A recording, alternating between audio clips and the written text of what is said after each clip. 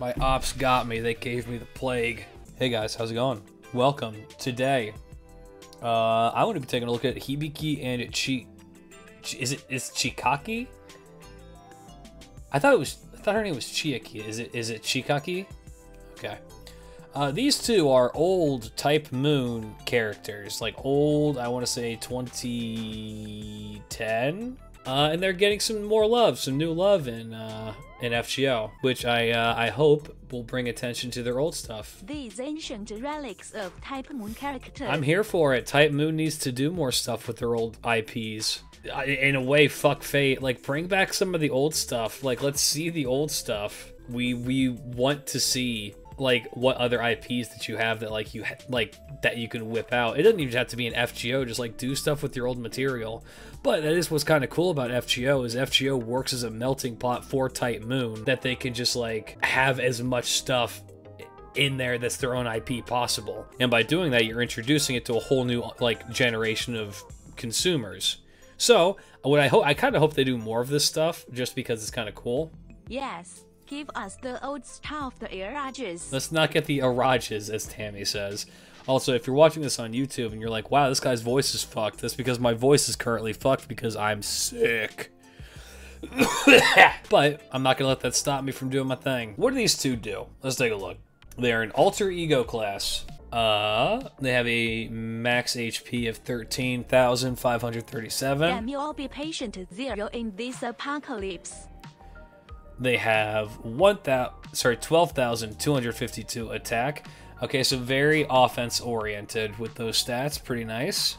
They have a 3-hit buster. It's okay, it's quick arts buster, 3-hit buster, 4-hit art, and then a 3-hit quick, 5-hit extra. So kind of pretty low hit counts for a year 8 servant. Damn. I've used them just a touch because of the event where they're optional to use, and they seem like their game doesn't seem that bad. It's pretty standard. The personification of Quick Buster. It is, and we'll get more into that because their first skill, the Isora Dance A, 20% quick up, 20% buster up, NP gain up by 20%, all for 3 turns. And then evade on self. To give them cuddles. Evade on self for 2 times 3 turns. Pretty good. It's a pretty kind of like a standard skill that you'll see on a lot of characters, but you know, it's not a bad one by any stretch of the imagination. Yeah, good skill, 6-turn cooldown, kind of standard, but 2 times 3 turns of 8 is really good. All the stats up is good. It's just solid all around. Second skill, Gate of Watasumi. It is a 30% charge for the self, a 20% charge for the party, and then max HP up for the party for 3,000. That's actually really interesting. So that has some, it's essentially it's a better 3,000 HP. It's a better heal. 50 battery for self, 20 for the party. So, you know, it has some applications for things outside of just standard farming. But she does have the 50% battery for herself, or for themselves, rather. Pretty neat. Like that. Third skill. Oh, good God. Tide Flowing Jewel, Tide Ebbing Jewel A. Oh, hold on. Was this 7-turn cooldown? That checks out for a battery. Is NP damage up for the entire party for 3 turns by 20%. And then we have apply trigger before quick normal attacks. And that is reduces the defense of the enemy it's going to be hit by 10% for 3 turns. Oh, it's 3 times for 3 turns. Okay, so this can pop up to minus 30%. And then before buster attacks, critical up for themselves by 10% for 3 turns, and then if they're on the water, they just make a water field. Okay, interesting and cool. They make a water field for themselves. Love that. Water field in a field of shore for 3 turns. Okay, interesting. So it's kind of like a what's his name, Ashvathaman. It's similar to Ashvathaman's his third skill. Or I guess is both his first and second skill, except kind of rolled into one nice, neat little package. That's pretty fun. Okay, interesting. 6-turn cooldown. I'm sure that water side thing is going to matter. Let's see. And then they are AoE quick, I believe. Yep, AoEMP. It hits 8 hits. Holy shit. Goddamn. It's an 8-hit quick. It buffs quick damage by 10% at MP1. Oh, sorry, no, that's the overcharge effect. Quick wet by 10% at minimum. Buster by 10% at minimum. And NP gain if they're on a shore battlefield. Okay, so they have that. And then removes defense buffs on... So it removes an increase in defense buff on all enemies. Deals damage, is super effective against chaotic alignment enemies. Okay, pretty cool. Okay. So for what I've seen a lot of people say is that they're quick loopers. And their kit absolutely reads like quick loopers. They kind of just ramp up by themselves, deal a decent amount of damage. They're going to be making hella stars. Alright, I fuck with it. Passives. Oh, dear God. Oh my God. Achimenozawa EX. Buff removal resistance up versus buff positive effect or buff increase. Okay, so they just have buff removal resist by 10% for select buffs. Interesting.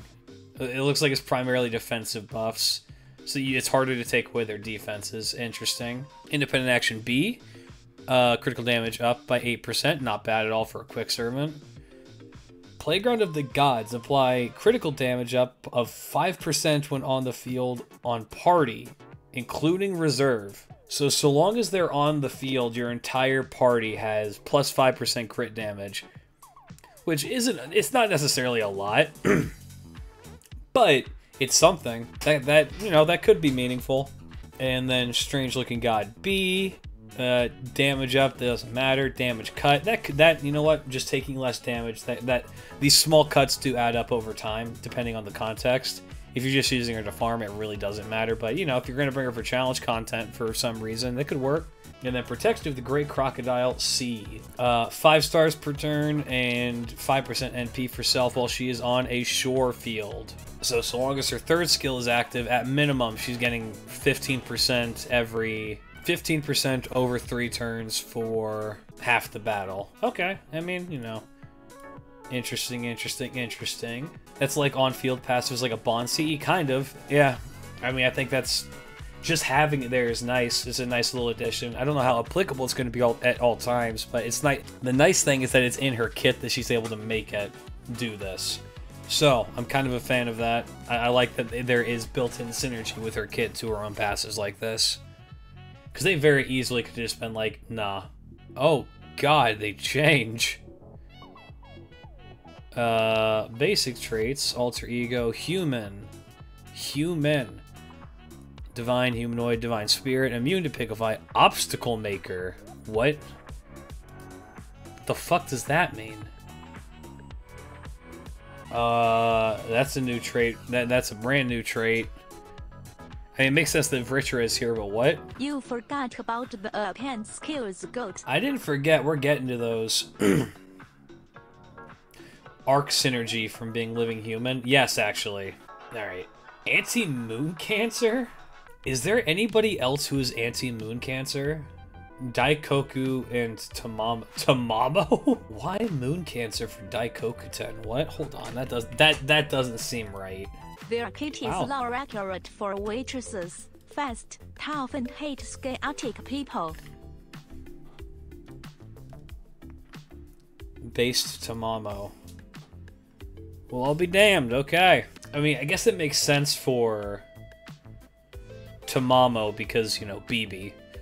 Daikoku-ten, I don't understand why that would be, but that's kind of interesting. And then for these, is this supposed to be a Tsukihime reference? Because these two both do make appearances in Tsukihime, I'm pretty sure. In Carnival, not Suki. Thank you. Yes, you're right. You are right. You're right. I'm sorry. Internet, I'm sorry.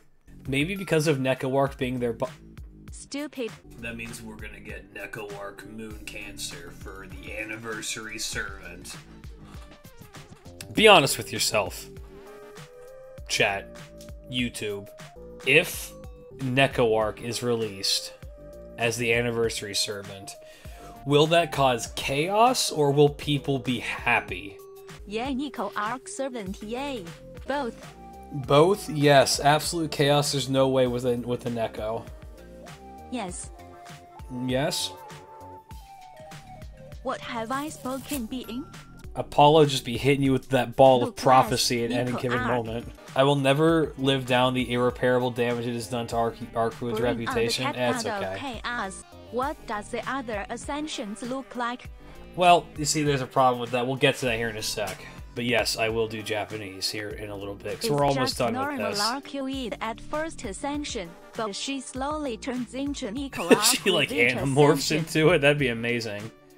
They need Caster and Berserker. Interesting. Decently easy to level with just gems, and then these. It's not bad. Growth. Max, that was pretty good. Oh my god, they're really easy to get along with. Look at that shit. And then people being like, hey, what do their ascensions look like? Okay, so they have their maid outfits. They have these Shrine Maiden outfits that are really cute. I like these a lot. And then we don't know. Yeah, anyway. Overall, I think that they're kind of interesting. I think they're fun.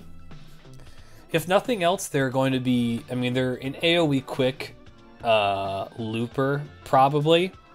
So if nothing else, you can farm with them. But it also seems like they have some decent applications for some more challenging content, given that they do have a heal in their kit. They have some pretty good hard defense with their... Oh dear. Apparently Hurricane Beryl is coming to Britain, I hear. I hope so. And then they're going to hit and evade. They get good shit with this. Max HP up. And just 50% charge is good. Yeah, they could work. So people are predicting right now that the Anniversary Servant might be... The Anniversary Servant might end up being a super busted quick support because of how many quick DPS units they've released. Like, back to back to back. And so I think that I would be okay with that. Seeing whatever comes from that. I like them. I think that they're cool. I think that they seem pretty good. I'd give them... Right now, I'd give them a solid, like, A-. A-, B+. I think that their kit seems incredibly good. They do have competition in this exact class with Doman, who is fucking insane. But I think that you could theoretically find some reasons to bring them instead of Doman. I mean, Doman's like usually more support that can DPS. These guys seem like more DPSs that can do some support stuff. I like them. I think they're cool. I give them an A-. If you're watching over on YouTube and you want to hear more of my nasty-ass sick voice, come check us out, twitch.tv/klidge or just subscribe on youtube.com/klidge. Actually, I think it's at klidge because they did the goofy thing. They had to follow Twitter. Anyway, if you're watching on YouTube, come check us out. Otherwise, peace out. Keep your chin up. Peace.